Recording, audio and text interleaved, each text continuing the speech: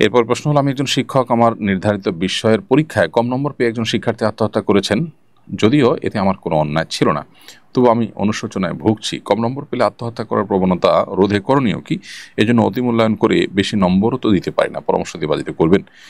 সম্মানিত শিক্ষক, আপনার এই অনুশোচনাটা, এটা আপনার দায়িত্ববোধের জায়গা থেকে, এটা আপনার মানবিক যে দিক আছে আপনার মধ্যে, সেই জায়গা থেকে হয়তো আপনি অনুশোচনায় ভুগছেন। আপনি নিজেও হয়তো বুঝতে পেরেছেন যে এখানে আসলে আপনার কোনো দায় নেই, আল্লাহর কাছে আপনি দায়ী হবেন না ইনশাআল্লাহ।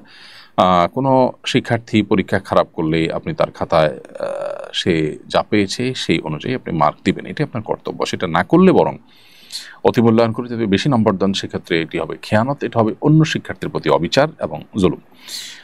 এজন্য অতিমূল্যায়ন করা যাবে না। আপনি আপনার দায়িত্ব সঠিকভাবে পালন করবেন। কোনো শিক্ষার্থী যদি বিপদগামিতার পথে পা বাড়ায়, তার দায় তার নিজের একান্ত।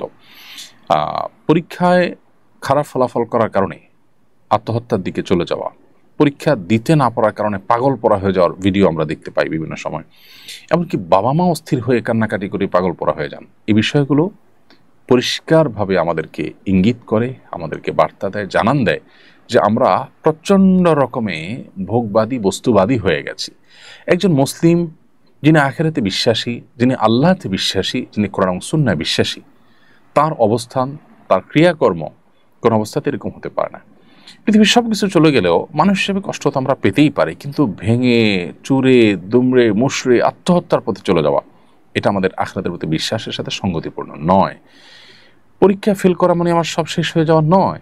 আমার পৃথিবীর সবও যদি শেষ হয়ে যায়, আখিরাতটা যদি আমার ঠিক থাকে, তাহলে তো আমার খুশি হওয়া উচিত, শুকরিয়া আদায় করা উচিত যে আমার আখিরাতটা অন্তত ঠিক আছে। অতএব আমাদের মধ্যে ঈমানি চেতনা এটা দুর্বল হয়ে যাওয়ার কারণে, আখিরাতের প্রতি বিশ্বাসটা দুর্বল হওয়ার কারণে বৈষয়িক বিষয়টা আমাদের কাছে অনেক বড় হয়ে দেখা দেয়, এবং যার ফলশ্রুতিতে আমাদের এই অধঃপতন শুরু হয়েছে।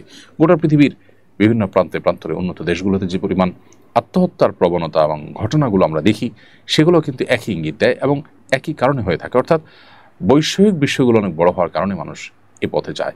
একজন মানুষ যখন প্রকৃত অর্থে যখন তিনি আল্লাহর প্রতি বিশ্বাসী, আখিরাতের প্রতি বিশ্বাসী হবেন, তার দ্বারা কখনো এটি সম্ভব না। আল্লাহ বলেছেন, ওয়ালা ইয়াইআস মির রাউহিল্লাহি ইল্লাল কওমুল কাফিরুন।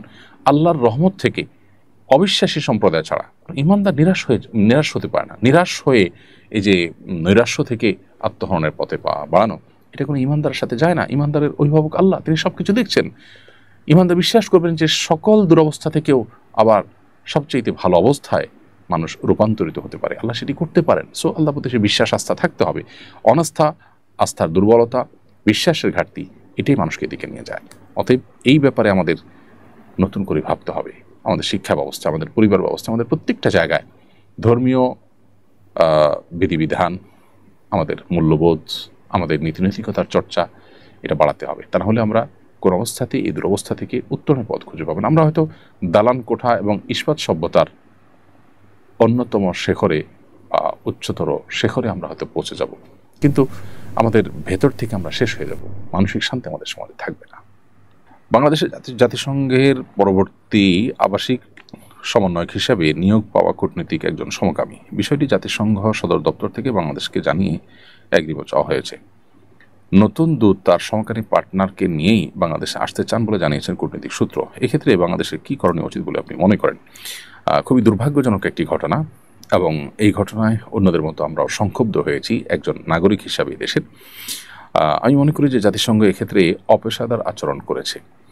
যে দেশে ধর্মীয় মূল্যবোধকে, যে দেশের প্রায় সব মানুষ সর্বোচ্চ গুরুত্ব দিয়ে দেখে থাকে, সেই দেশে এ ধরনের একজন মানুষকে দায়িত্বশীল হিসাবে পাঠানো এবং তার সাথে তার সেই জঘন্য কর্ম, বিশেষ করে এই দেশের প্রচলিত আইনে যেটি অপরাধ, সেরকম একটি কর্মকাণ্ড করছেন একজন, সেটার আবার অনুমোদন চেয়ে আপনার চিঠি চাওয়া বা চিঠি দেওয়া বা অনুমোদন প্রার্থনা করা, এটা অপেশাদার আচরণ বলে আমি মনে করি। এদেশের মানুষের মূল্যবোধের প্রতি, এদেশের প্রচলিত আইনের প্রতি শ্রদ্ধা রাখা তাদের কর্তব্য ছিল। কেন ওলামা ইকরাম এবং এক শ্রেণীর দেশের কৃতি সন্তানেরা জাতিসংঘের এই মানবাধিকার অফিস করার বিরোধিতা করেছেন, এখন সেটা আমরা হাড়ে হাড়ে টের পাচ্ছি এবং অনুভব করছি।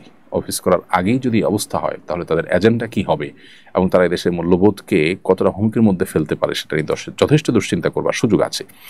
অতএব বাংলাদেশের উচিত প্রচলিত আইনে যেহেতু সমকামিতা অপরাধ, অতএব সুস্পষ্টভাবে প্রকাশ্যে ঘোষণা দিয়ে এরকম কর্মকাণ্ডে লিপ্ত থাকা ব্যক্তি কোনোভাবেই এদেশে তথাকথিত মানবাধিকার এর প্রতিষ্ঠার কাজ করতে পারেন না। তাকে পরিষ্কারভাবে ডিনাই করা উচিত। এবং এক্ষেত্রে এদেশের ধর্মীয় এবং সামাজিক মূল্যবোধের প্রতি শ্রদ্ধা দেখানোটা তাদের কর্তব্য ছিল। কিভাবে তারা সেটাকে বৃদ্ধাঙ্গুলি দেখিয়েছে বা কিভাবে সেটার বিরুদ্ধে তারা বাংলাদেশের কাছে প্রস্তাব পাঠিয়েছে সেটা আসলে বোধের অগম্য। বিধায় এই বিষয়টা নিয়ে ওলামা ইকরাম এবং সর্বস্তরের মানুষের সোচ্চার হওয়া দরকার এবং সরকারের যথাযথ সিদ্ধান্ত গ্রহণ করা উচিত বলে আমরা মনে করি।